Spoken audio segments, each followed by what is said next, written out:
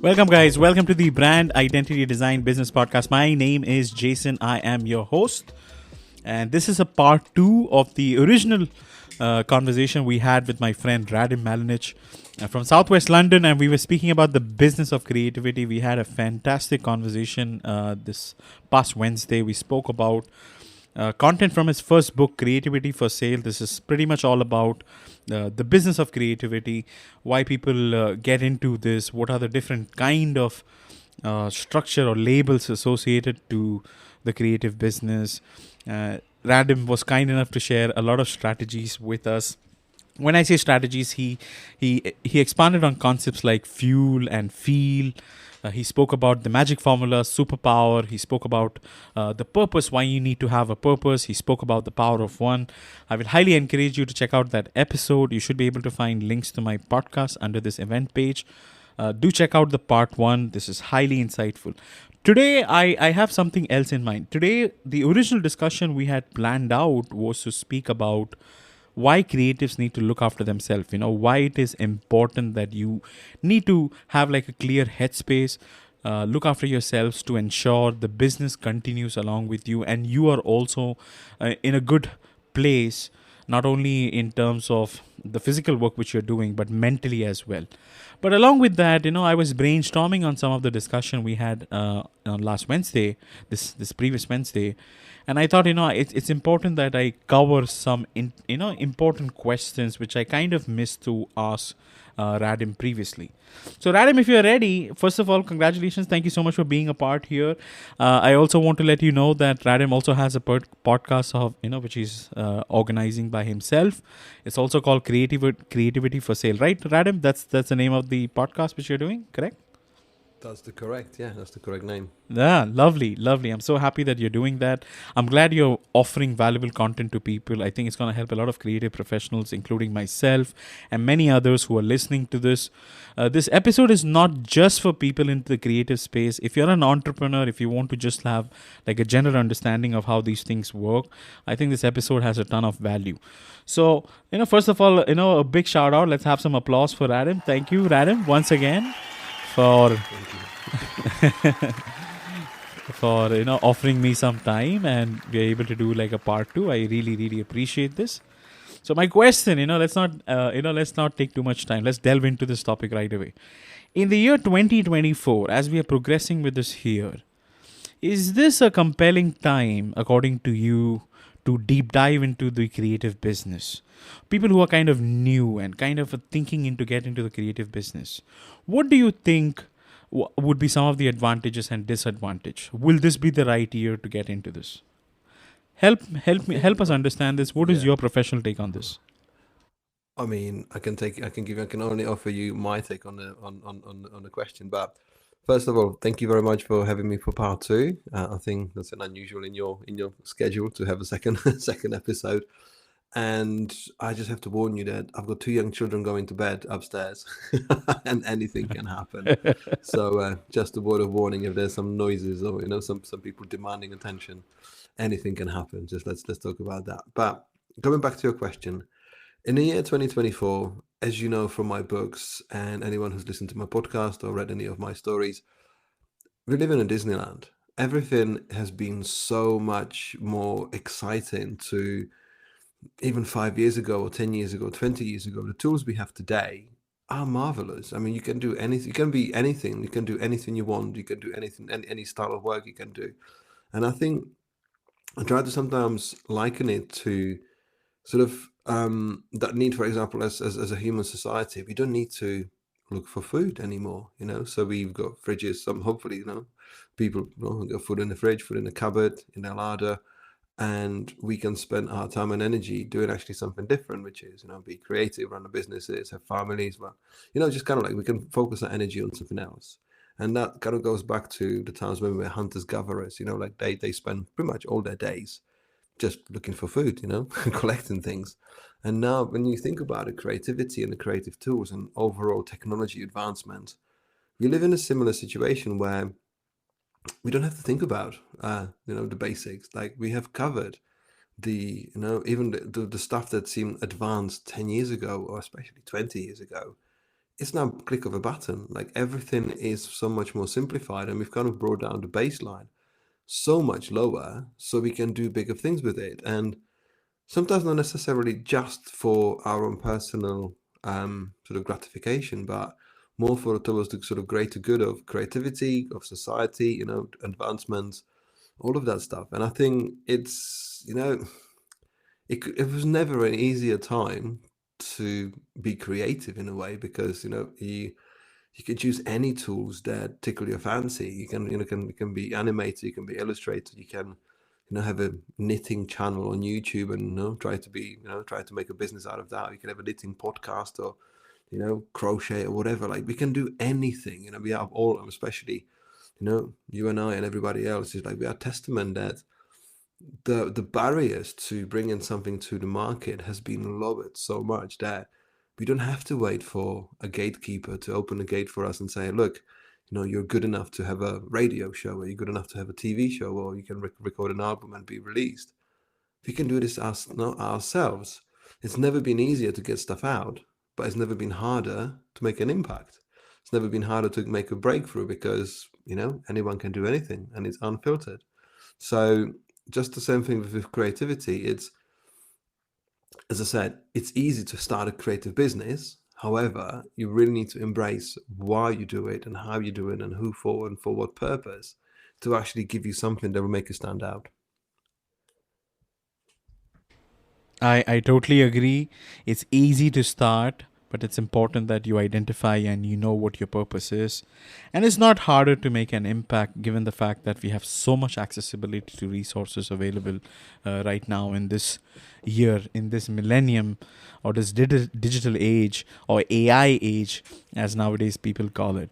Now, keeping that in mind, I have like a follow-up question on this. So, keeping in mind all the accessibility to these design tools and platforms, and accessibility to all these things, do you think the barrier to entry for aspiring creatives, who are kind of listening to this podcast, do you think that has kind of lowered down? Has the quality of the work in the industry, has that been diluted because of this?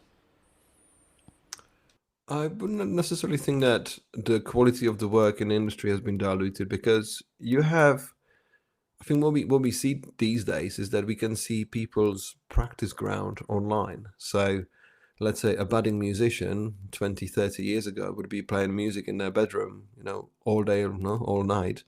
And apart from their, suffering girlfriend or boyfriend, they would not necessarily have a platform to showcase those skills. So what we've done now, that people are practicing their skills and they're also sharing them online. So it kind of looks like that, practice work is mixed with a real work, or a professional work. And sometimes you get to see things that are not ready, but for the validation and for the setup of the creative societies per se, or community, like, we actually grow and learn faster by sharing the things and having the feedback from esteemed friends or peers or colleagues, to actually find out how you can improve your work. Because if that budding musician had let's say a friend who's a professional musician, you can say, look, this is how I'm practicing, what am I doing wrong? So I think it's good that we have access to tools more than ever, better tools. Anyone can have a full suite of creative cloud, or music making software. You can buy it, lead licenses. You can, I don't know if people still steal software or get it in the wrong way, on sort of not so official way. But there is ways of tinkering with the things, because I will always bring it back to a guitar, because that was one of my first things that I tried to master in my life. And it's the time with the instrument is what matters. You find yourself and kind of realize, like, what is your sort of relationship with the instrument? What is the relationship with let's say in this case, with our digital technological tools? Like, how do we perform with this, because you can follow tutorials, you can follow tabs and music sheet, like a written music. You can follow that, and that will give you the basics. That will give you the foundation of what you're trying to do. And in that respect, it's kind of a question like, when do you find, it's still kind of a question of when do you find your own voice? Because you might have found yourself doing 50 episodes of your podcast and thinking, what is my true voice? What is my show about? Because everything changes. We, if we do it for the right reasons, we are eternally curious, and we want to find out, who am I? What's my voice? What is my message? How can I say things that people will sort of pay attention to? And that sort of constant evolution, I think, is something where we strive for, better work, better connection, potentially turn into a business. And the breakthrough comes when the voice is heard. So, again, when we sort of push it to the parallel of artists, they use their voice pretty much, to tell their stories. With creative work, we can use our tools visually, sonically, to create work that makes a connection with a certain group of people that will understand it. Of course, it will upset quite a few people, but that's the part of the nature. We don't love everything and we don't hate everything. It's just there's the sort of middle. So, what I think it's not diluted. We just get to see more stuff. So, we now hear more news about bad things on the television, on the news channels, just because there's more media time, there's more airtime, and that's kind of the reason why we get to see more. And sometimes we think that the actual core and the foundation is potentially off center, it's off kilter. But I think there's some really exciting things happening just because people have access to tools that we didn't have before. Absolutely. So what I'm understanding here, Adam, is that what you're saying is that it's not necessarily diluted, but at the same time, when I'm actually thinking about this, I also feel that, since we have access to resources, it's not necessary that people would be able to take advantage of this in the right manner. It's possible that they may not have a good understanding of what is good design or how it works. And it's possible that, they may do mediocre work and is just putting out stuff out there. So do you think creatives in this field should be constantly striving to keep improving and trying to do better as we progress ahead? Or should we stick to just the regular stuff just to make sure we get our daily bread and butter and move on with our lives? I'm not sure if I have mentioned this on our first episode, but I was inspired in the past by a book by Paul Arden, which says, it's not how good you are, it's how good you want to be.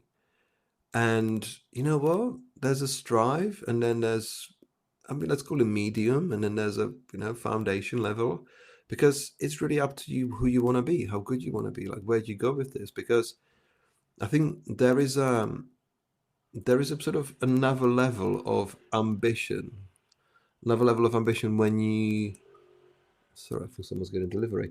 Another level of ambition when you do this as your own business. So you will always, if you're employed by someone and that team is potentially not as productive or as ambitious as you would like it to be, you're kind of gonna go with the flow. So you're gonna go with the flow and just be medium, be okay. And in my case, I was in such a situation in my sort of early, sort of mid-20s, where I was just happy to be part of the team, which was okay, mediocre. Like there was not necessarily requirements to be great.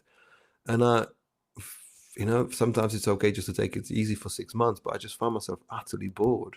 It just wasn't going where I wanted to go. So I've decided to step it up for myself because I wanted to build it as a business. But there's two different ways to see it, because it's just okay sometimes to be okay. Some people, I've got friends that they work for startups. They want to go to work, do the work, go home and not think about the work. Whereas you get people like me who, work every minute when their spare time. I'm either parenting or I'm working or I'm exercising. It just depends on what you're trying to do, what you think you might be your legacy, what you might be your value, what you try to do, what you're trying to achieve in our lifetimes, because it really matters how much you want it. And I think my reminder of why I always strive for information, especially that's so readily available everywhere you look online and everywhere around us, is that I don't want to go back to my crappy job. I don't want to go to the job that I had, 20 years ago. that didn't make me happy, didn't see me progress, didn't see me connect with the work or clients or what, customers. It's all about making things that work and see that progress. And I think that just comes from within. So I think there is a space for okay, because when you see, especially for the last 20 years, I mean, not even 20 years, like there is a big demand for okay. People don't need shiny stuff. Like some people are just happy with just things written on their shop front, or on their album cover that's for 100 nearest friends. It's Yeah, I think we sometimes put the wrong messaging out there, thinking that everyone needs to follow what I call the highway of life and creativity, where we get people in on social media, sort of shouting how much money they make and how amazing clients they have and whatever the stuff. And you're thinking, if you imagine a highway where everyone's speeding in a fast lane, sort of going somewhere they don't even know where they're going, it might seem a bit daunting, might seem a bit intimidating. Thinking, well, am I good enough? Should I be going faster? Should I be going somewhere wherever they're going? Because if you know your true purpose, if you know the true purpose, then you stick to your own story.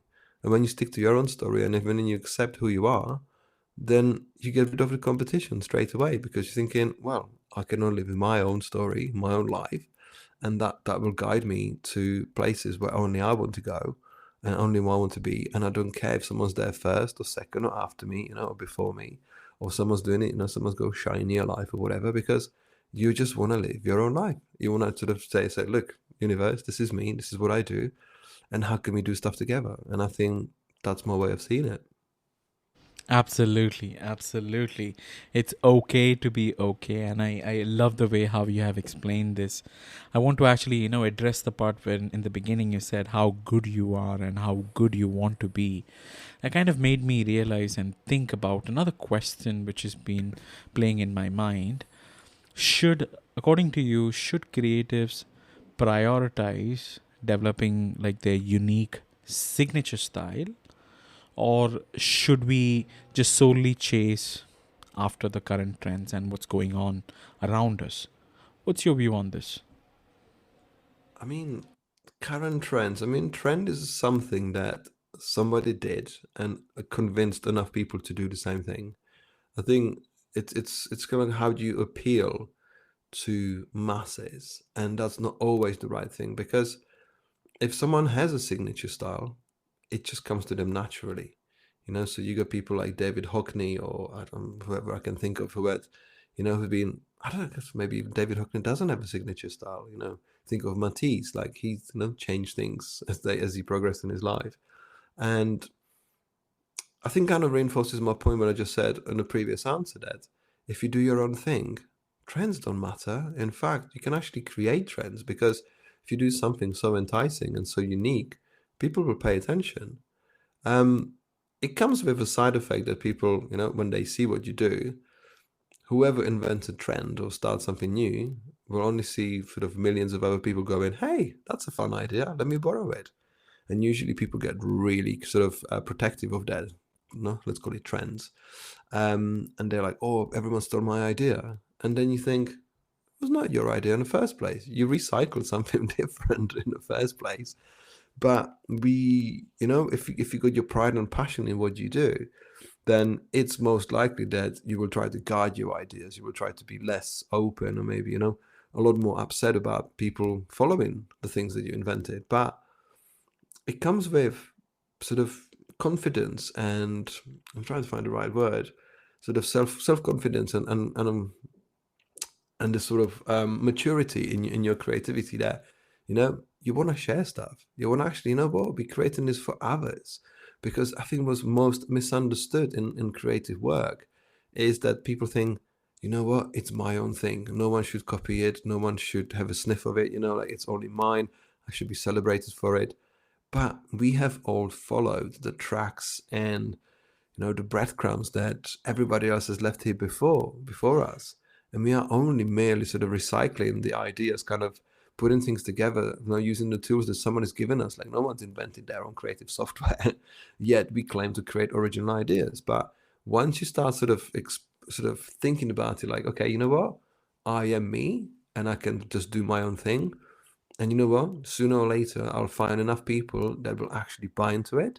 And when they buy into it, we'll be fine, And it's okay to borrow trends because, trends with, especially when you see it with music, creativity itself, fashion, trends sell, but they come and go really quickly. Whereas signature style and self-development only makes, for good legacy. And that's what I would sort of suggest.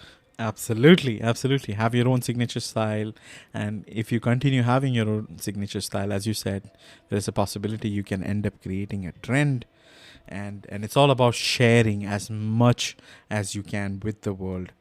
And I want to emphasize on something which you said about the idea, because I feel there's nothing called as an original idea. Everything is like an incarnation of an existing idea in place, and maybe you just revamp it in your own version, right?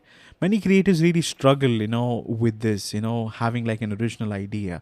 When I had Ian on my show, I kind of also asked him the same thing. Is an idea original? Does a concept requires to be an original idea? Or is it okay?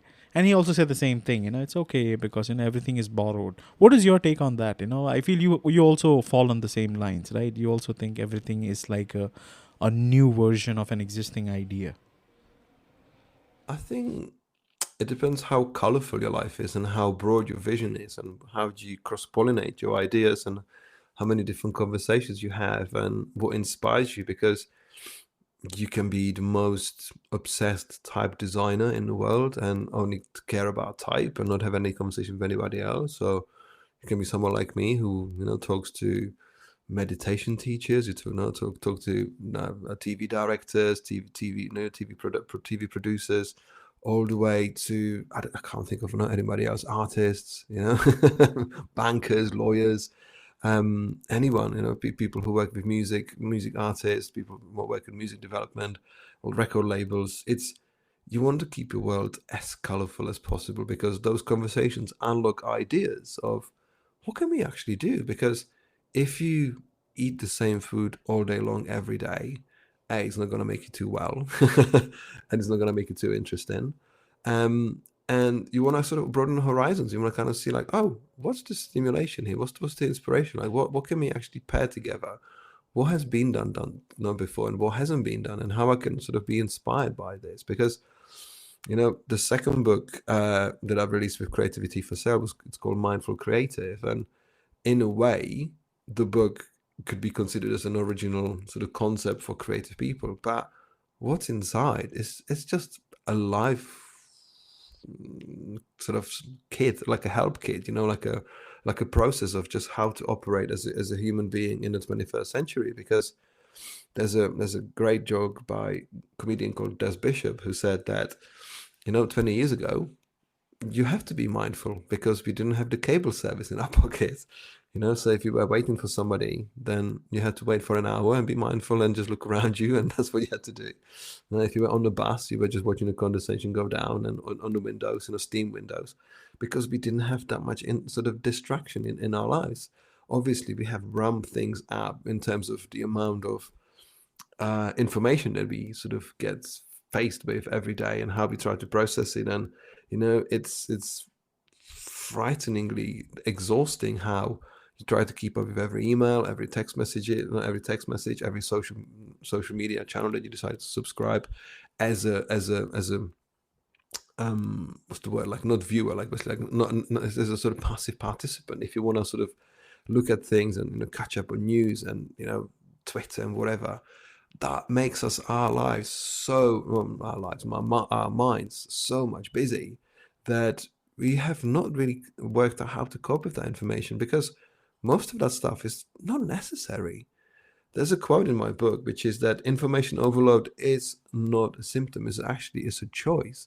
Like we have, the reason every time we pick up our phone, unless it's ringing, unless there's a message, it's because we think, oh, I need to check what's going on. I need to check this. I need to check that. Like we have the nudge because we are so addicted to it that it's only our choice.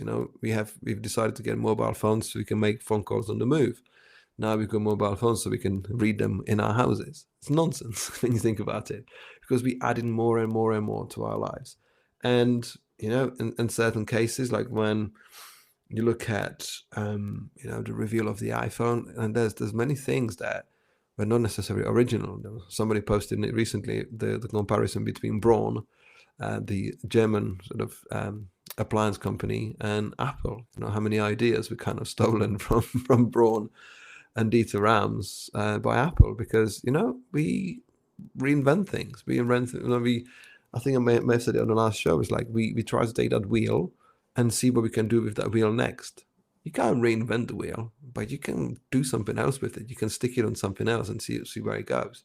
So I've totally gone on a tangent with your idea, with your question. You kind of answered some of the questions which I had in mind, because when I was reading your second book, Mindful Creative, I did come across important things. The first thing was, you highlighted that society has recalibrated the need for speed, one of a major metric for success, fortune, and even happiness.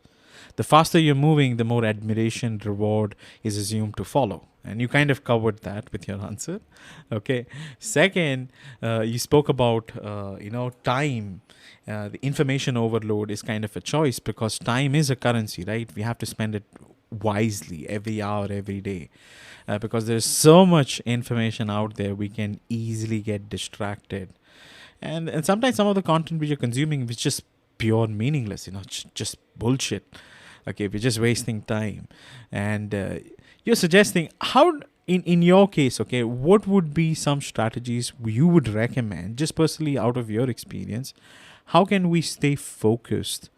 Because, sometimes certain content which is put out there can be so decisive or so different that you just get hooked to it. Okay, and it might not really serve any purpose. It might not really benefit you as a human being. It's just entertainment. What would you say about that? That's a very interesting question. Thank you.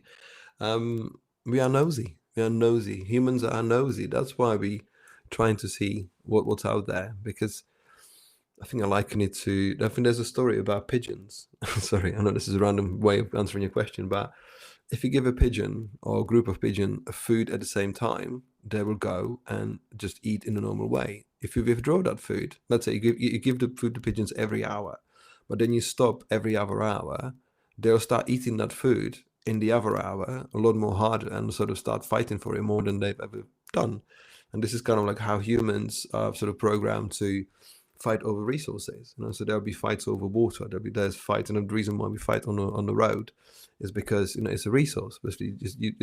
That's kind of how it happens.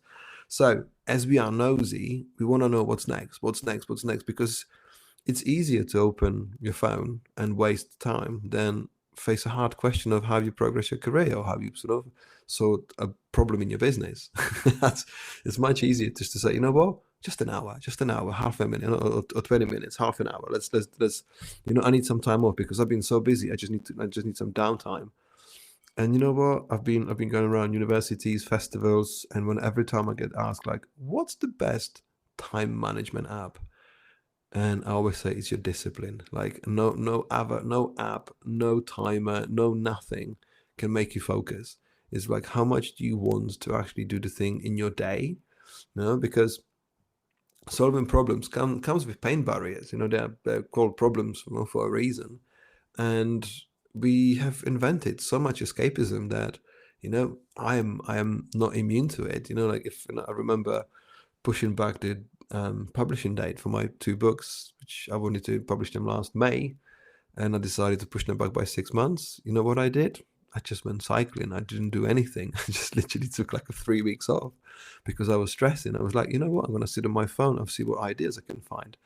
And I just find escapism because I didn't want to face the reality, because my task was so overwhelming that I've decided, you know what? Escape, no denial. That's all I can sort of manage now. And there's reasons why we have leaders, why we have followers, and everyone in between. And, there's fewer leaders and more followers, in a way that, some people are just happy, using the things as they are. And that kind of goes back to the whole beginning of this conversation. Like, if you want it really hard, you make it happen. If you really want to perfect your software skills or your writing skills or music skills, you make it happen. if you're half-hearted, if it's not for you, if you're not really sure, if you haven't found that spark, then of course there's there's the Disneyland of possibilities, and there's also the Neverland of the of the ideas that could have been something. And there's so much great information out there. When people are in denial, when they're not doing the thing that they shouldn't be, and they see someone doing it, they'll be like, oh, you know what you're creating is shit. I could have created that. Well, you haven't. That's a simple answer. You have not, and you should work on yourself. So it's escapism. It's absolutely self-discipline that gets us somewhere, because the stuff doesn't happen on its own. And I've started reading the other day, Artist Way, which is a book. I need to actually look it up. It's by someone called Julia, and the first chapter goes into something called the morning pages, that whatever you do every morning, just write 3 pages. And Julia Cameron. And it's just like getting unstuck, getting things done. Write 2 crappy pages of anything, or do 3 sketches a day every morning, because that's what will get you unstuck. That's what will get you somewhere. Because if you open your phone, you're gonna stay in your phone. That's it. Absolutely. I want to ask you, why do you call this as escapism, and why not call it as a break? Why did you specifically choose the word escape instead of saying a break? Because I think escapism comes from the nature of TV and entertainment. That if you feel that your life is not going the way it should be, if you feel if you try to be sort of transcended to a different country, different place, different culture, then you sort of watch something that makes you forget about things that you're trying to battle, or let's say battle about, the things that are not potentially going well in your life. So I think it comes with the term escapism, and it could be a break. Like, what do you get from your break? I mean, people used to read books on their breaks. Now they don't. Now everyone's looking down. I agree. And I have to give a shout out to my friend Ronnie from Toronto, from Ontario, who told me the other day that he wants to create tools for people who look up, not look down.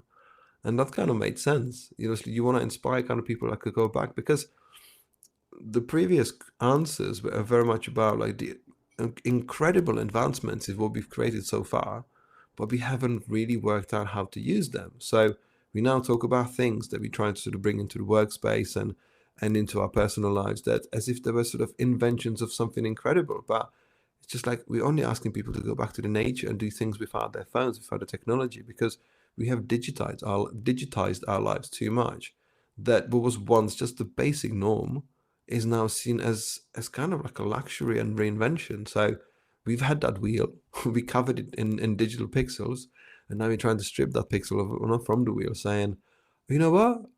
Here's the wheel. Have you heard of it? It's like we know all of this. We've done this. So you can call it a break, but I don't know. My opinion is that most of the time, the reason why you spend a lot more time on your phone than you want is because you're in denial. You're escaping from something. Absolutely. I love the pigeon example, I have to really say. And I totally agree. We as human beings we are really, really nosy. And something that really stood out to me from what you said was time management is actually is more like a discipline. No matter how many tools you can bombard yourself with, at the end of the day, you need to be disciplined to follow through this. I want to welcome Lachelle Atkins, America's Supermom, to our virtual stage. Thank you so much for being here.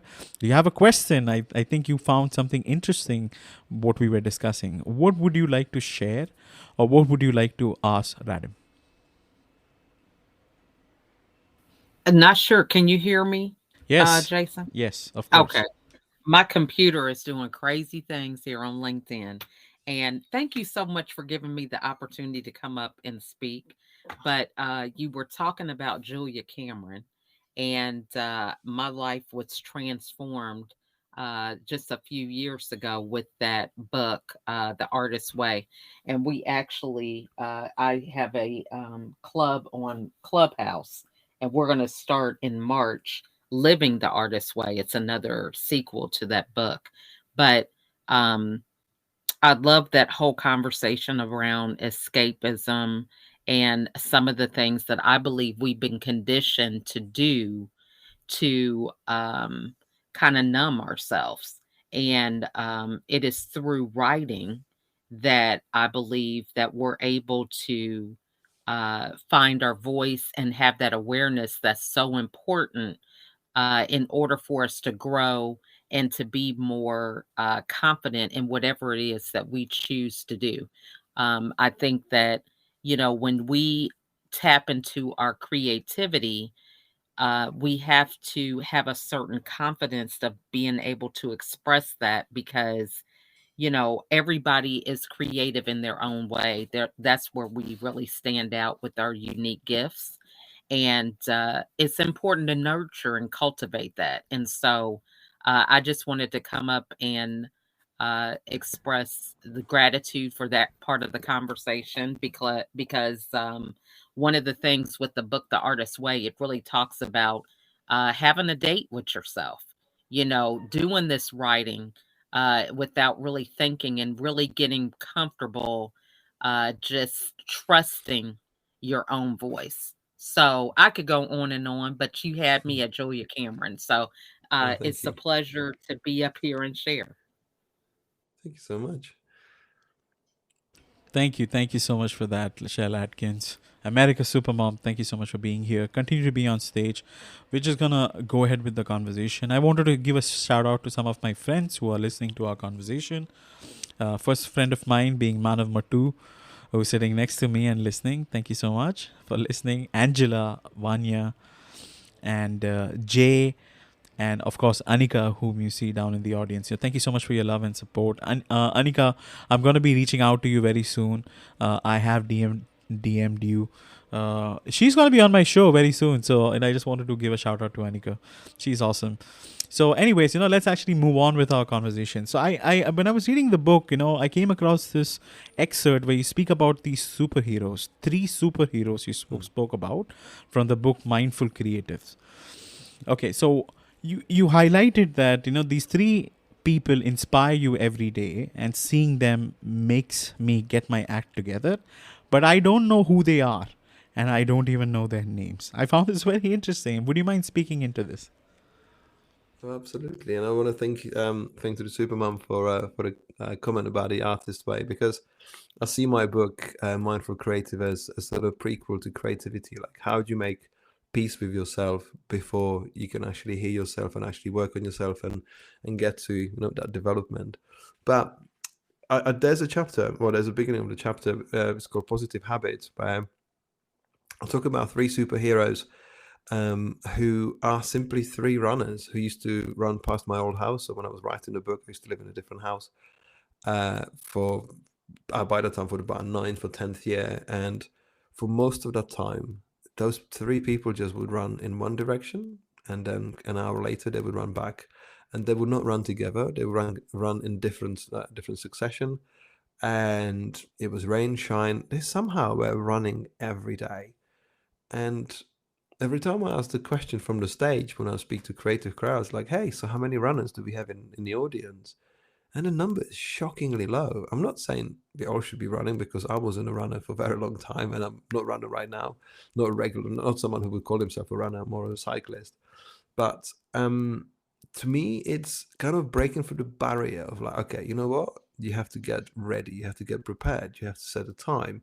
When we talk about a discipline earlier, like this is all about making sure that you go and follow your goal. Like, if you want to run 5K or 5 mile or more, then you have to be prepared. Like, you're not going to just sort of wake up in your running clothes, ready with your shoes laced up, and with all of your nutrition sorted. Like, to do things professionally, or not even professionally, but to do things properly, it requires a lot of preparation. It requires lots of mental wrestling of like, okay, I need to be ready for time, I need to do it before work. And in that case, it very much follows the sort of mood follows action, because speaking, for example, with people about writing books, a lot of people would love the idea of having written a book, but not many people, drastic majority, doesn't want to do it. We just like the idea of the gratification, like the idea of the reward. Like we all would love to be Olympic winners, be like, oh, you know what, I'm quite good at high jump. I would love to be an Olympic winner, and you have to put in so much work and effort into this to actually achieve it. And that kind of goes into entrepreneurship. It goes into creative businesses, creative careers, music careers, entertainment. Like you have to dedicate yourself every day over and over and over again, do the same thing because, you know, there will always be obstacles, there will always be mud, there will always be slippery paths, there will always be rain, hail, storms in our careers, and we have to kind of overcome those. And that, to me, like when I see those three people, and I never know their names, I don't think they know each other's names, and I hope they still run past my old house. It's the fact that they symbolize to me something that is kind of breaking through the pain, breaking through the the structure, to say, you know what, I'm going to do this every day, and I'm gonna potentially, they don't know they exist in my book, but if I can ever find one of them, at least I will definitely say, look, you're one of my superheroes, because whilst I'm there making breakfast for my kids, or was there making breakfast for my kids, they were inspiring me, and they didn't know it. Absolutely. Isn't that lovely? You have these three random people whom you get so much inspiration from, and you don't even know who they are. Okay, this is super cool. And I like what you said about doing the same thing day in and day out over and over again, which kind of, puts me to my next question. It's about discipline, about the ability to focus on one task at a time rather than multitasking. I want to ask you that, does the ability of multitask change as we age, even if we do it? It does. It does. We get worse. We get definitely worse, because I remember being much younger and having TV, music, everything switched on, watching something on my screens, working, answering emails, working on illustrations, doing all sorts of stuff all together. It was, it was in a Disneyland. Whereas the older you get, and you work on pieces of work that require more focus and more, um, I would say, less distraction, if that makes sense. You really want to focus on just one thing alone, because after all, focusing on one thing at a time makes more sort of for framework of actually achieving flow states, because no one can achieve a flow state in the chaos. So flow states are sort of famously associated with high performers in terms of sports or music, like a concert pianist or violinist or whatever, like people who really sort of push the envelope of possibilities. And I can tell you that, well, I'm sure we can put a bet on this, that when you go Usain Bolt or, a concert pianist, being in that sort of middle of the performance, they're not thinking about, do I need to put the oven on when I get home, or do I need to, sort out my tax bill, or do I need to do this? Like, they are very much in the zone, sort of in their own bubble. And we think that we are superheroes by multitasking, because we think, hey, look, I'm doing all of these things amazingly. And you find yourself doing nothing well at all. In fact, making mistakes and kind of just, not winning, because we try to do too much. And, sometimes it's inevitable, if you run your own business and your business is small and you haven't got the resources to take, take over the different sort of things to do, then you're going to be overwhelmed. You will try to multitask and you will do everything sort of half as good. And genetically and biologically, our focus goes. So it's easier for us to have more patience. That comes sort of with age and as we mature, but we don't multitask as well as we used to be able to. And it's never really, when you think about it, it's never really sort of encouraged, because you really want to do one thing, do it well, you can do it faster, you can enjoy it more. And there's nothing wrong with doing just one thing at a time, because you might you come up definitely with a bigger and better outcome and better result, rather than have all sorts of unfinished work and projects that go nowhere. So I think that's my way of it. Absolutely. In that case, Radim, you being a creative studio owner, I have noticed that, many studios, I'm not saying just you, it's like a prerequisite nowadays when you hire people. The creative companies want people to have quantifiable skills, and, they should have the ability to multitask and do so many things. And they are not really concerned and focused much on, whether you're able to problem solve things by having that focus or attention. Why is that? Well, I think to keep your company profitable, you have to take a lot of work, and to create a lot of work, you have to employ more people, and you're hoping that the people that you plug in will have the right skills at the right time without sort of much encouragement or sort of information. And the problem that we normally have is that, as we spoke about this in at the beginning, like, because the software and the understanding of the software and skills is so much better that we can create work faster, we still end up with more work. And I had a conversation with an ex-Adobe engineer about it just earlier in the week, that we spoke about a conundrum that obviously if you're good at what you do, then you'd be finished faster. But the problem with being good at what you do is that you finish faster, but you still spend the next 3 hours, which you could have saved, trying to tweak things. Oh, shall I try this? Shall I try this? Shall I try that? What's the idea? How can I reinvent it? And it's all about a discipline again. It's all about discipline, like how well can you do the work? Because if you have people with the right skills, you mostly employ them because they can think, because they actually got something to add to the problem solving. But it's really hard to run a small studio well, because you want to make sure that there's work coming in. You want to make sure that everyone's paid, everyone's mortgage and pension is paid. You want to make sure that all the bills are paid, that you work on your development, on your accountancy, all of that stuff. Plus, you actually want to have an interest of improving people's career, so you try to sort of mentor them as well. So when you think about it, I haven't even spoken about life and family and everything else. Like dramas happen. So that's a really busy life. And when I was sort of advocating for focusing on one thing at a time, how often is that possible? Life is chaos.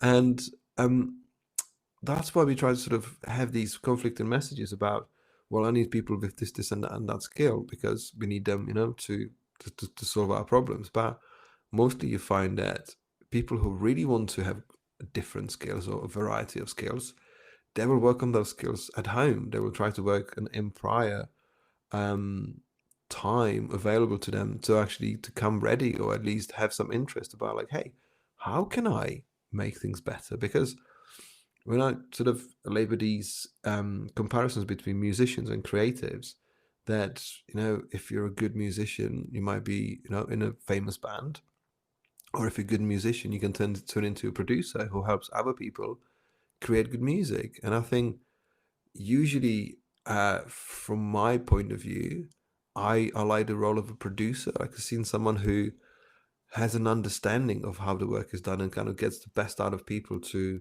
help them help create collectively good work, because you need people who are okay. You don't have like superstars. When you look at a football field, like a soccer field, you've got 11 people on the field, but not everyone is a superstar. There's always one or two people who are just there as a true troopers to get the work done. So yeah, that's my view of it. Like, it's sometimes quite hard to get things done, and you never know what's come your way. I appreciate you sharing that. That makes a lot of sense, and I appreciate you clarifying that. It really helps. Okay, now when you spoke about we having ups and downs and this tedious lifestyle and things, all those things, you spoke about something in your book, Smile on the Inside. I really love that segment a lot. Because you kind of share that it's important that we find time and reason to smile and laugh. What do you think is stopping creatives from having a little fun and smile? Why majority of the creatives, I'm not saying all of them, but majority are glued in front of their computers and they don't really have fun? I think what I've found recently is that it's actually genetics. It's 50%. To be happy is actually 50% genetically given to us. So it's more about how do you want your life to be. I'm a joker. I mean, I found that my my sort of seeking of comedy or humor and actually try to be positive is because I was trying to offset things from my earlier life, which were not always happy. Like, I mean, I wouldn't find myself, saying I had an unhappy childhood. I was an unhappy teenager, but we all go through life by picking up experiences that have an impact on us for some time. So I try to think about the fact that in a section which also contains a story about the superheroes, it's your positive habits, because if you think that the world is against you, that no, life is doom and gloom, that you never have time to have fun, you never have time to do anything else, not. And from personal experience, I thought I never have time to watch a movie, because when I used to work really hard and all the time, then it was all about work. But I tried to keep, positive, but I was breaking myself. So it's about personal, I think that the moral of this conversation we have today is like, it's what do you want? It's not necessarily how good you want to be, about what do you want from life, because as humans we are so good at blaming other people for our problems, like, oh, that's this, that's that, and you don't have to look far through the politics, where people's paranoia and anxiety are singling out, races and religions, to be problem for everything else. And it's kind of like, what you want is kind of like what the change you can be in the world. So I, as you've seen, like from these both these books, that I try to have fun, I try to make it positive, I try to sort of like make it as a conversation, because after all, we don't have to be moody. Some of us might not find it as easy as others, but I remember telling one of my employees about a chapter called "Smile on the Inside" about 4 years ago, when I thought about it, because even in situations where you have to keep straight face, or be in a meeting where it's potentially not going that well, you want to smile on the inside. You want to be happy. Like, what, we can overcome this. Life is good. We've got tools, we got ways, we got Google searches that can guide us to the right place. And I told him, like, hey, look, I'm gonna put "Smile on the Inside" in one of my books. And he's like, yeah, I thought you might write a book about like how to transition from agency life to freelance. I was like, yeah, I'm gonna write that in my book, because I believe in it. Smile on the inside is just like, you can make your life as positive as it can be before it actually meets the reality of the outside world. But if you see things, everything from a negative excuse me, if you see everything from sort of negative perspective, if you wake up on the wrong side of the bed and don't do anything about it, then you will then head in the wrong direction. So we talked about, the information overload being a choice. Sometimes we choose to be unhappy. Sometimes we feel that that's our identity, because, nothing goes our way. But we can also choose to be happy, and work on it. It's really interesting, because you said that it's genetic, and you said that it's not really a choice. Are you saying it is a choice, but it's also somehow shaped because of your genetic? That's what you're trying to say. Okay. What I've found, sort of what I've recently had, is like basically like our happiness is depending on genetics, but we don't. I believe like we don't have to choose to be unhappy.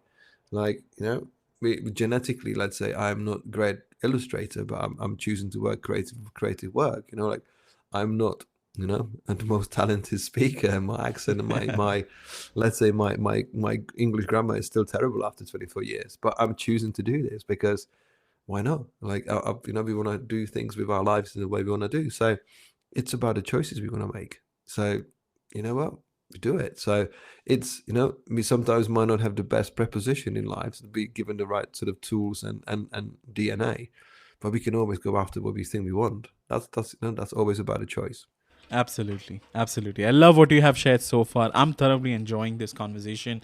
Guys, if you're listening and if you're also enjoying, please show some love. Hit the heart emoji. I hope you guys are enjoying what we are discussing. It really helps. Thank you. Thank you so much for whoever is sharing the heart emojis. I really, really appreciate it. And people who are unable to, we completely understand you may not be at a spot to do this. So thank you. Now, before we move to the last segment, which is no risk and what was that? Okay, give me a sec. Okay, let me just go back to my notes. Okay, you said something about no risk, no story. We'll get into that, but I want to actually address a question which has been boiling in my mind about this whole creative pursuit. Okay, so given the abundance of free resources which are available online, is pursuing an art education, taking student loans, and pursuing it, do you think it is still viable in 2024? Is it wise? Or is it not really required? You can just go with what you have available and you can still make a living. What do you think? That's an interesting one, because you will find enough people to say you don't need education, and you will find enough people to say yes, you do. And all of this comes with what we think is the expectation of what the education actually should be provided, because you essentially go into university or school for a period of time to actually guide you how to solve problems. We somehow, and when people talk about it in industry expectations, are slightly misled and confused, because we say, well, no, the students come with no software knowledge. Well, when you get someone who's really wanting to be as good as they can be, it's not how good you are, it's how good you want to be, they will come out from the university really good, because they have spent time actually on developing their skills. So, having been doing, guest lectures for the last, crikey, nearly 10 years, I've seen good examples and bad examples in universities where, sometimes you have people who are really dedicated to, nurture the new generation into something which is, awe-inspiring. And sometimes you see people who are slightly just broken by the whole system. I'm not talking about the tutors and teachers. They are not necessarily the best examples of leading, because, you can move on with that idea onto the creative business, and you get teams that flourish because someone really cares, and you get teams that fall apart.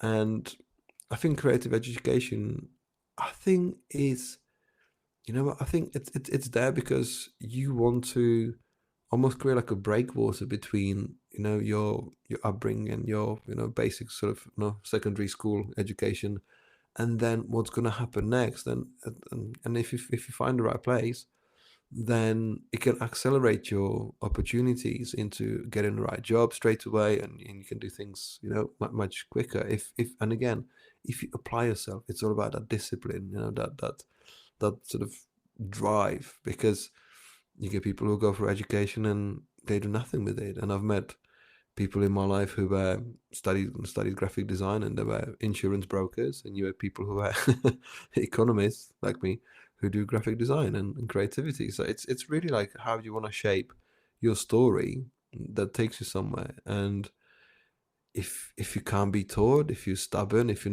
not into sort of picking up information, then no university will ever make you genius, and no university will ever make you an incredible graphic designer. So there are courses that are really focused on just sort of software skills and creating work, and then there's universities with longer courses, 3-4 years, when they will actually teach you how to solve a problem, how to be ready for the market, and especially what's around you. So I think it's kind of like, don't hate the game in a way. It's just like, how do you make everything in line of where it should be with the trends, curriculums and that kind of stuff. So, I mean, if someone wants to pursue education and do their research on when they can get really good education, and they should do that. And if someone wants to work it out on the job and learn, then that's also the way. Because in the previous book, I talk about, in Creativity for Sale, I talk about, self-taught or educated. And when we hear music, we don't care if that person's been to Berkeley or not. We don't care if they studied, if they can read music. That music makes you feel something. And when we get to this point of like, oh, are you self-taught, or are you educated? And the thing is, most of the stuff that you learn is actually going to be self-taught, even when you're in university, because university is not going to show you how to click every single button and how to do every single scenario. You will have to spend time working things out for yourself. with others or on your own. So it's a kind of 50-50, I'm afraid. Sorry. No, I think it makes actually sense, because because you are constantly learning, and if education offers you that support and you like that roadmap, go with it. And like you said, if that's not really the roadmap which you have planned for yourself, then if it's something else, if online resources help you and you're okay with that, and if you're able to self-learn and make a living out of it, that's also cool, right? At the end of the day, people are going to look at your outcome, the results which you're creating, and that would determine how good you have become over the course of years, with hard work and everything. So I love your answer, Adam. Thank you so much. Let's actually take a quick break. I'm going to do a sponsor shout out, a few announcements. I'm also thirsty. I would like to, have a sip of water. I think you might be also thirsty, Adam. Let's actually take a break. Let's have some sip of water and let's move on with the interview. I have the last segment, no risk, no story. This is really interesting. I'm positive you guys would really enjoy this. Okay, so let's take a break.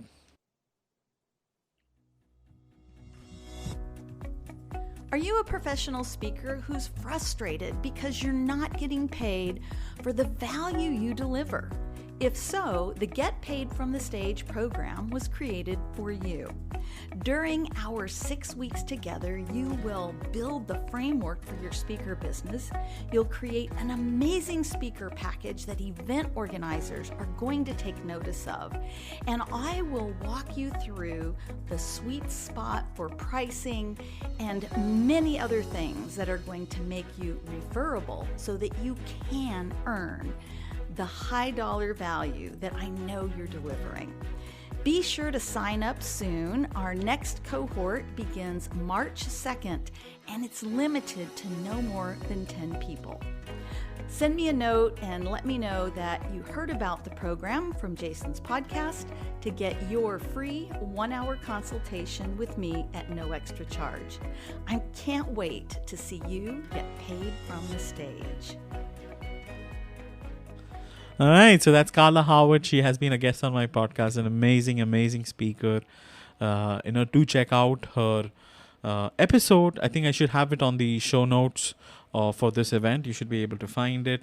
Do take advantage of her course because I think it's really dope and it has helped a lot of individuals who have taken advantage, who are my listeners, and even who have been a guest on my show.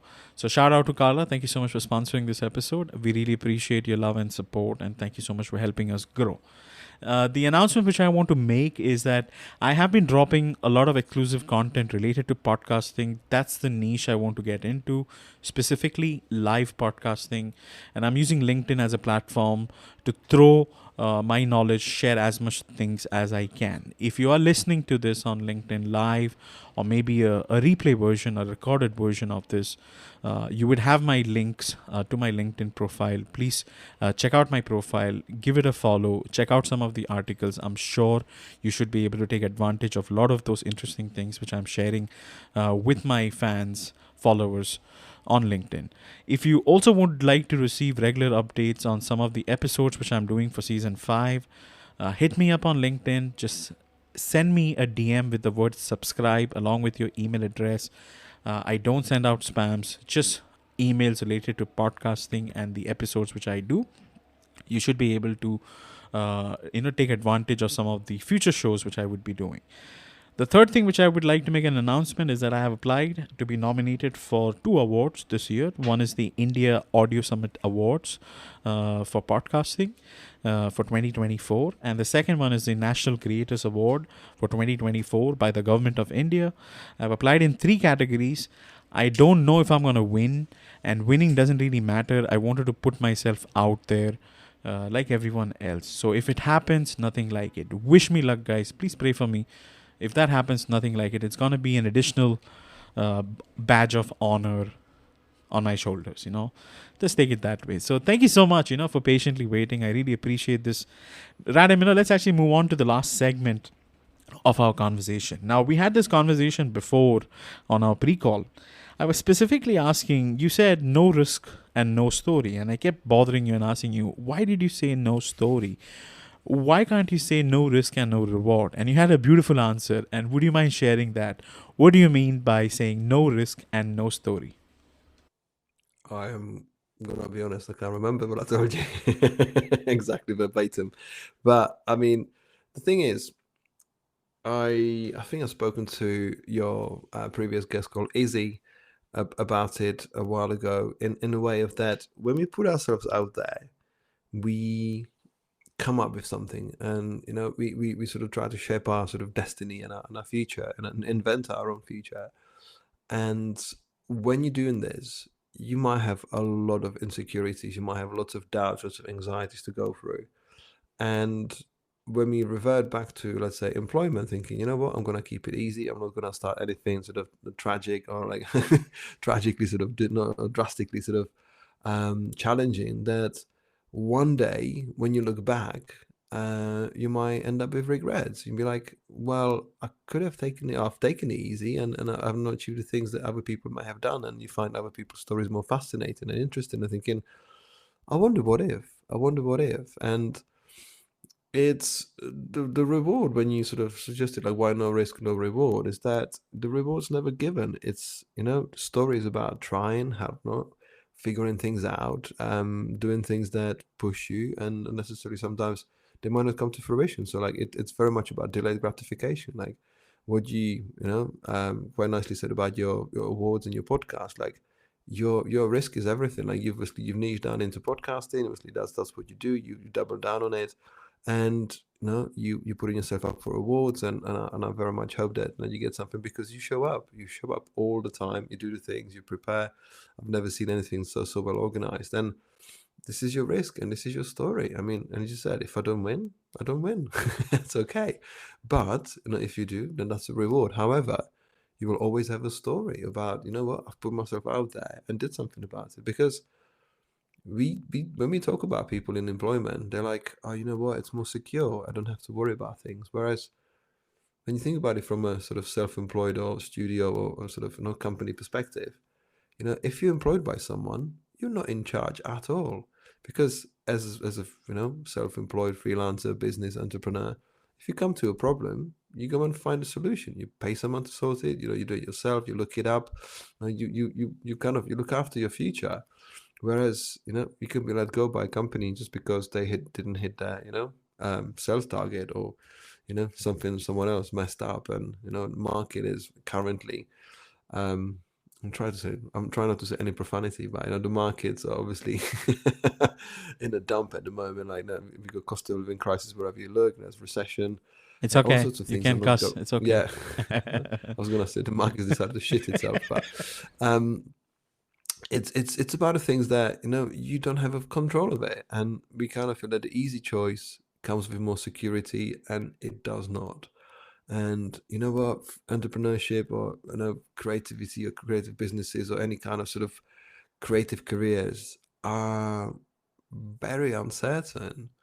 And I had a conversation with Chris Doe about it, about like, well, look, people don't want you to make a mistake. People want you to find a sort of viable career in making sure that you have a career that, or a profession that pays well, pays on time, pays regularly, and then you've got sort of linear path to grow in and be sort of more paid, better paid. Whereas I'm, when he asked me about like, what about my kids, I'm like, I'm very much hoping that they'll have all sorts of weird careers, because we've already, me and my wife, we've tried things to do on our own, and we've succeeded, and we live a life that I never even knew existed in a way. And that's the risk, and that's the story. Something that you're not winning all the time, and you can't be expected all the time. You can't show up at a train station hoping that your train is waiting for you, because it will show up when it's ready. So it's that sort of way of me sort of pondering this retrospectively about my last year, when I was obviously working on published two books, which now become a book number 5 and 6, about the fact that I've realized I don't have to worry about what if. There's a risk, and somehow when you less comfortable and less secure, you worry less. That's the problem, because I was once upon a time running a studio with many employees, with financial security, and juggling course, clients, and everything, and I wasn't that happy. It was something I wanted, but I wasn't ready for it. I wasn't ready how to handle it, how to deal with it. Hence why the books, they exist, like how to deal with all of the stuff. because, you know, we have that sort of version of what society tells us, you know, that highway of creativity in life, where, you know, be successful, be rich, be everything. And, you know, it's all about sort of scaling it back to what really matters to us, because our own stories is what we tell each other when we meet, you know, when we, you know, spend an hour and a half like this on a podcast.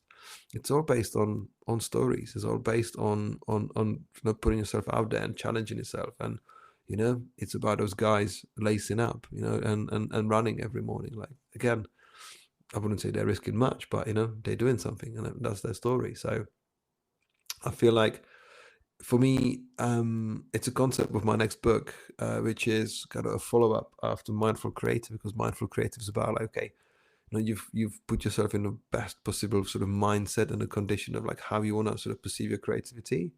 And now it's like, how do you make ideas happen? Like, how do you get the stuff done? How, you know, a passing thought can turn into, you know, a seed that you can, you know, make blossom with some care and time, because stories take time. A good story, you know, it's got, you know, twists and turns and protagonists and hooks and baddies and love hearts, you know. And it's all about like how we go about all of the stuff that we do and how it works with us.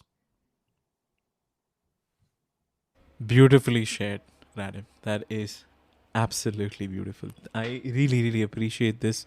I want to let the people know who are listening to this conversation, if you are interested in coming up on stage, maybe asking Radim a personal question from what you have heard, I would highly encourage you to do that. Off lately, I have been noticing, because I have shifted the timings to, you know, to around 3 p.m. Eastern Standard Time. We are not getting too many people, but that's all right. You know, I'm thoroughly enjoying this conversation. If you do get value, if you're unable to come on stage, do send me a DM or send Radim a DM directly, and we should be able to address those questions which you have. I wanted to ask you something which related to your legacy, because you spoke about legacy. Now, if we have to ask you the same question, Radim, if there is one thing you want to be remembered for personally, what would that be? I think I'm still working it out.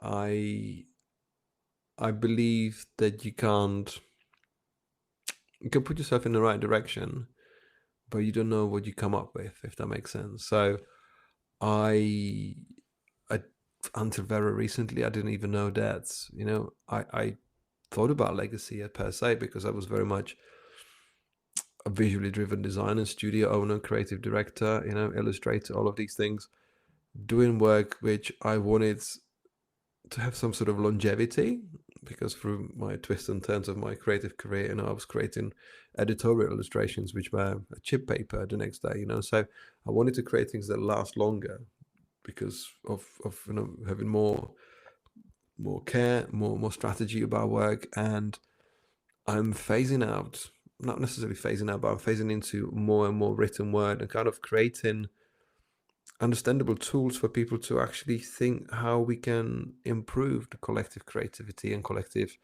way of actually having, you know, more fruitful conversations, how we can have more fruitful collaborations, if that makes sense. And the sort of what I would call the program that I've started in the last sort of year or so is that I try to unlock the possibilities in students, in teams, in companies, by just getting them to do the right thing, or the basic things, just to look after themselves. Because creativity and business and life is an untamed beast. Like, we can get easily sidetracked, you know, we can easily make the wrong choices, we can easily get in with the wrong crowd, or let's not tell ourselves the wrong things in our heads, like, you know what, you're not talented enough, you're not good enough, you know, all of this. And all I've really created is the fact that whatever you're thinking, whatever you're feeling, whatever you're doing, you're not alone. Like, everyone feels the similar way, and if not the same way. And actually what it takes is to actually be open about it and say, you know what, I'm hurting here, I need help, I need to do something better. Because I always feel when I show up in a university or at a team and I start talking about, you know, burnout and therapy and all sorts of stuff, I'm thinking, like, this is gonna fall on deaf ears. Like, people, I'm sure this time they won't really not get anything out of this. And guess what? It always works, because we all break the same. We all have the similar worries, anxiety, struggles. And people say, and I can paraphrase that, I'm a beacon of light by sort of talking about this stuff. And, I run my own publishing company. The book ideas, based on what I believe from social listening, from, from conversations, from, just participating in conversations like this, and listening to people back, like, you know what, we haven't got it sorted. Like, as I said at the beginning of the conversation, like, the software and the technical skills are so much better, yet we still go home and, sometimes need to cry, because things get too much. And this is the part of, like, we can do this better because we're in an ever-changing landscape. We haven't had this stuff before it all happened, and now it's only getting noisier and more complicated. So, from what I keep reading and what I keep sort of listening to, that, legacy only lasts about sort of one generation. But to me, it's more about making impact now, about knowing, like, how I can sort of just change perception or open eyes or just put people in the right direction, because it's, first and foremost is obviously for the benefit of my children, by like how me and my wife sort of try to sort of bring them up by in a way of like being emotionally intelligent and looking out for one another and others to, potentially achieve amazing things, because, we have brought down the baseline of what they could be. So no, to a much sort of achievable level that they can actually build on what we've sort of started by, being whoever they are. So, planning more books, planning more sort of tools just to build a series by sort of creating this narrative that, you know what, you don't blame other people for your victimhood. Don't blame other people, because you have the chance to be amazing. You can be as good as you want to be. You can be, as medium as you want to be, but you always should be happy with your choice. And, I say no risk, no story, but, whatever you decide, you always have a story, and you want to have that story to actually look back on and say, you know what, I've done well. This is what I wanted to live. That's such an incredible answer. You're the first guest who actually shared and said openly that I'm still working on it. And that's really very profound. And I love what you said about making an impact now. I love the no risk, no story segment a lot. Out of all the things which you have said, not that the other things are bad, but this really stood out to me is because the reward is not given, because it's kind of a delayed gratification. All you have to do is continue working on it, and eventually something would happen, right? But don't focus on the outcome too much. Work on doing stuff and putting yourself out there, and that really helps. And I really, really appreciate, Radim, what you have shared in this part 2 episode. I want to really thank you. I wanted to let people know that I have posted the link to purchase Radim's book. There are 2 books out right now: Creativity for Sale and Mindful Creative. I have shared the links, the Amazon links, under the event page. If you're listening to the replay version, you should be able to find it under the show notes, show description, however you like to say it. You should be able to find it. Radim, if there is one thing you want people to take away from this whole conversation, what would that be? I think there was a lot already. There was a lot already. As I said, I mean, and it's interesting that you picked up on this to say that, I don't know still what my legacy is, because you can work towards it and then realize that's not necessarily the legacy that people need, if that makes sense. So that's what I try to encourage people, just to think, what is their story that they'll be, telling one day when everything's said and done. And yeah, I just feel like it's a time where we live in that you've never been, and obviously that there's a certain limitations to it, but we've never been more able to do things we want to do. We can change our careers, we can pivot, you can start a podcast, you can do anything you like. You can pitch TV series to Netflix because there's more channels and streamers ever. So we have so many more abilities to be that someone, and we should pursue it. And all you have to do is just to get yourself lost in a few books, not necessarily even mine, like what we talked about, Artist Way, and there's many others that I can suggest. And I'll be starting a book club on my website, just for the books that I keep recommending to people. But you want to live different lives through books, and pick what can inspire you and share with others, and look after one another, because it's quite easy to be in the world thinking, I have to win. I have to be that. I have to be the one person on the podium. I have to be this. And the magic happens when you want others to succeed. And that's where sometimes, I think that's what we're lacking. So it's about the others, not yourself. Absolutely. I love what you said about looking after one another. Show yourself some grace and show some grace to others also. So I think that's a really good takeaway from this entire conversation. How can people reach out to you, Radim? What would be the best way people can reach out? And do you have any sort of shows, events, or anything you like to promote? Please do not hesitate to share that with my listeners. Oh, thank you. They can find me from my website, radimmalinic.co.uk, or on Instagram or Twitter, or wherever you hang around the most. You can download previews of my books. There's 6 of them, including the latest 2. And I'll be on stages in various places. I should be at Adobe Max in Florida. I'm doing a headline talk at OFFF Barcelona in April. And kind of everywhere else. And of course, if people are inclined to listen to me for a bit longer, I interview people just like Jason interviews me. I interview people on my own show called Creativity for Sale, which launched 3 weeks ago, where I try to talk about these topics with people who achieve their things, that sort of pinnacles of their careers, but sort of taking them through the stages of how they how we pursue our creative endurance, our sort of perseverance, tenacity, our superpowers. And it's everywhere else. It's available on every sort of platform. And I think that's enough self-promotion. That is lovely. And guys, if you don't have a pen and paper handy, that's okay. You should be able to find all of this under the event notes, show notes, event description, everywhere. I have listed all the links, not only to Radim's website, LinkedIn, Instagram, and also for the books. You should be able to find everything. So don't worry. It's all out there. I want to quickly make a quick announcement for the next week's show. It's going to happen this Wednesday, Feb 28th, 3 p.m. Eastern Standard Time.